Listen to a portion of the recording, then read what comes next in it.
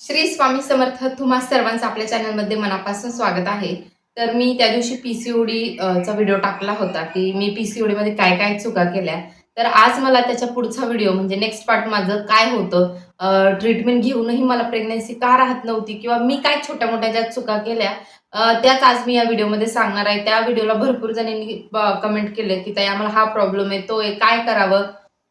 तर मी काय केलं होतं आणि असं होत होतं की मला ट्रीटमेंट घेऊनही प्रेग्नन्सी राहत नव्हती, की मी अशा काही छोट्या-छोट्या चुका केल्या आहेत त्यावेळेला, की त्यावेळेला एवढे पैसे खर्च करून एवढं छान मोठ्याला ट्रीटमेंट घेऊनही मला काहीच रिझल्ट त्याचा भेटत नव्हता. आणि काय होतं ना, आता जेव्हा आपण त्या फेजमध्ये असतो ट्रीटमेंट घेणं, प्रेग्नन्सी राहण्यासाठी किंवा काहीही असो, त्यावेळी ना एवढं डिप्रेशन आलेलं असतं आपल्याला, की एवढे आणि मेन म्हणजे कसं होतं ना, एवढे पैसे चालले आपले, तरी पण आपल्याला रिझल्ट भेटत नाहीये.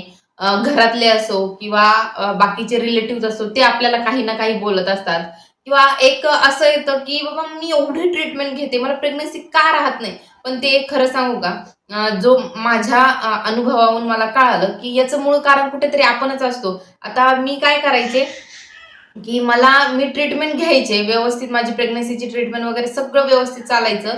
पण मला काय व्हायचं, की मी एवढी डिप्रेशनमध्ये, मला पिरियड्स आल्याच्या नंतर एवढं डिप्रेशनमध्ये जायचे मी, की मला कन्सीव्ह करायचंच आहे. मला प्रेग्नन्सी राहायलाच पाहिजे. मला का राहत नाहीये? असे असंख्य प्रश्न जे आहे ना, ते माझ्या मनामध्ये यायचे आणि त्यामुळे काय व्हायचं, हार्मोन इम्बॅलन्स व्हायचे. आता माझी जी ट्रीटमेंट चालू होती, तर ती माझ्यावर कामच करत नव्हती. कारण की हार्मोन ऑलरेडीच पीसीओडीमध्ये एवढे इम्बॅलन्स झालेले असतात आणि त्यामध्ये आपण टेन्शन घेतो, तर अजूनच हार्मोन इम्बॅलन्स होतात आणि प्रेग्नन्सी त्या महिन्यात म्हणजे बॉडीला सपोर्टच करत नाही एवढं आपण टेन्शनमुळे. तर मला ही मी चूक खूप केली, की मी इकडे ट्रीटमेंट घ्यायचे आणि ट्रीटमेंट घेताना कसं होतं, की प्रत्येक महिन्याला ते डेला इंजेक्शन वगैरे घ्यावे लागायचे. तर त्याचंही पेन असायचं आणि सलग 1-2 महिने ट्रीटमेंट चालली, की प्रत्येक महिन्याला पिरियड्स येऊन जायचे. तेव्हा ना एवढं टेन्शन यायचं, इतकं रडायला यायचं, की एवढी ट्रीटमेंट घेतोय, सगळं होतंय, तरी बाळ का राहत नाहीये?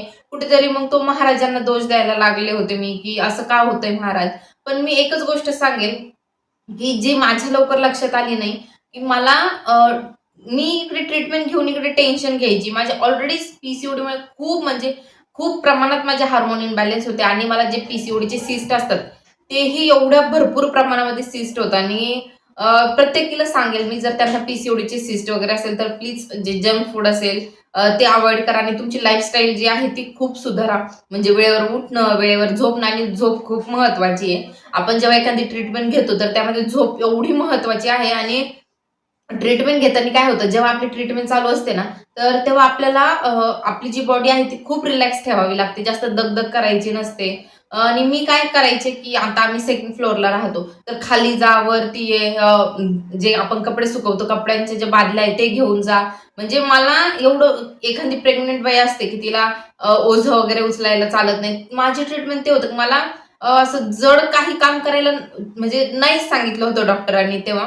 की जेवढं मला रिलॅक्स राहता येईल, जेवढी माझी बॉडी रिलॅक्स ठेवता येईल, तेवढं मला करायचं आहे, असं मला डॉक्टरांनी सांगितलं होतं. आणि माझ्याकडून त्या गोष्टी होतच नव्हत्या. तेव्हा घरामध्ये करणारी मी एकटीच होते आणि त्यांनी ज्या गोष्टी सांगितल्या, की जास्त ओझं उचलायचं नाहीये, रिलॅक्स राहायचं आहे आणि मी दिवसभर घरात एकटी असायची. त्यामुळे मला ना सतत तेच विचार माझ्या डोक्यात यायचे. आता उद्या ट्रीटमेंट घ्यायला जायचं, उद्या इंजेक्शन आहे, उद्या हे, आता ह्या महिन्यात पण मला राहील का नाही? आणि त्यासोबत ना एक आपल्याला खूप गिल्ट फील होतं ह्या गोष्टीचं. आता ज्या बायका आहेत त्यांना त्या समजू शकेल, की आपण आई होऊ शकत नाही. आपल्याला माहिती आहे, की आपल्यामध्ये दोष आहे. पण त्या आपल्या प्रॉब्लेमपेक्षा आपल्याला दुःख ह्या गोष्टीत होतं, की आपल्या नवऱ्याला आपण बाप होण्याचं सुख देऊ शकत नाही. आता बायका बोलून दाखवतात, की मला बाळ राहत नाही. आपलं मन मोकळं करतात. पण जेंट्स जे आहेत ते आपलं दुःख व्यक्त करत नाही आणि मला त्या गोष्टीचं खूप गिल्ट होतं, की बाबा माझ्यामुळे त्यांनाही वडील होण्याचं सुख भेटत नाहीये. असं तसं त्यांनाही लोकं बोलायचे, पण जे माणसं आहेत ते बोलून दाखवत नाही, एवढंच होतं आणि त्याचं गिल्ट मला खूप होत होतं. आणि ते ते टेन्शन कुठेतरी होतं किंवा माझं हे फिजिकल टेन्शन आणि ते ट्रीटमेंटनी मला फरक पडत नाहीये. उपचार एवढे मी घेते, तर ह्या गोष्टीचं कुठेतरी भरपूर टेन्शन येतं आणि त्या टेन्शनमुळेच आपले बॉडीतील हार्मोन एवढे इम्बॅलन्स होतात, की जी प्रक्रिया आतमध्ये ओव्ह्युलेशन, फर्टाईल इम्प्लांटेशन वगैरे जे काहीच होत नाही, काहीच नाही. तुमची ट्रीटमेंट पूर्ण फेल जाते. आता आपली फॉलिक्युलर स्टडी चालू असते, तर अल्टरनेटिव्हला आपल्याला बोलून ते फॉलिक्युलर स्टडी करतात. तर तेव्हा ते सगळे व्यवस्थित असतात.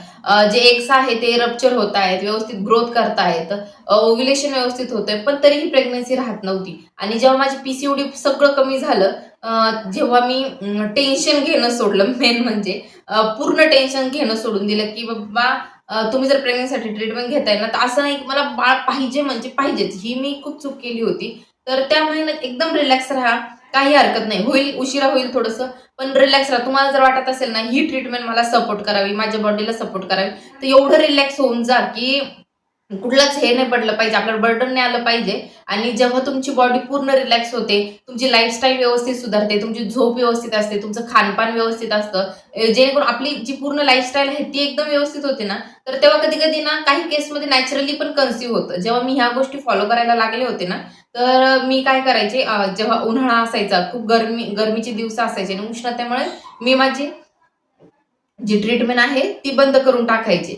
तर कसं झालं होतं, की गरमीमुळे मी माझी ट्रीटमेंट वगैरे घेतली नाही आणि मी माझी लाईफस्टाईल खूप सुधारली होती. म्हटलं जोपर्यंत आपण ट्रीटमेंट घेत नाही, तोपर्यंत आपण स्वतःमध्येच भरपूर बदल करूयात, की आपले खाण्यापाण्याकडे लक्ष देऊया, आपली लाईफस्टाईल सुधारूया, झोप व्यवस्थित घेऊ. ह्या गोष्टी मी ज्या सुरू केल्या ना, तर त्यावेळी ना सेकंड बाळ जेव्हा राहिलं होतं, ते नॅचरल कन्सीव्ह झालं होतं मला. तर जेव्हा आपण आपली ही सगळी लाईफस्टाईल सुधारू ना, तर तुम्हाला एक एक दिवस नक्की जर काही प्रॉब्लेम नसेल ना तुम्हाला, तुम्ही जो योगा वगैरे करतात, ते YouTubeला भरपूर योगा आहे. YouTubeला फक्त सर्च करा, की प्रेग्नन्सी राहण्यासाठी योगा, प्रेग्नन्सी कन्सीव्ह योगा, भरपूर गोष्टीसाठी. जर तुमचे एग व्यवस्थित डेव्हलप होत नसेल, तर ओव्ह्युलेशनसाठी योगा आहे, फर्टाईलसाठी योगा आहे, भरपूर गोष्टीसाठी योगा आहे. तुम्ही ते सर्च करून टायमर लावून तो योगा वगैरे करायला सुरुवात करा. भरपूर रिझल्ट भेटतो. मीही ते केलं होतं. मी शार्प टायमर लावून 1 तास मी सकाळी लवकर उठायचे त्या गोष्टीसाठी, योगा करण्यासाठी. शार्प टायमर लावून 1 तासाचं आपल्याला मस्त जे त्यामध्ये योगाचे आसन वगैरे सांगितले ते करायचे. आणि ह्या सगळ्या गोष्टी तुम्ही केल्या, मी ज्या सांगितलेल्या चुका जर नाही केल्या ना, तर तुम्हाला नक्की 101% प्रेग्नन्सी राहील. तर तुम्ही टेन्शन घेणं सोडा, एकदम बॉडी रिलॅक्स करा. नक्की तुम्हाला प्रेग्नन्सी कन्सीव्ह होईल. फक्त काही ह्या चुका टाळा. व्हिडिओ आवडला असेल तर नक्की लाईक, शेअर, सबस्क्राईब करा. श्री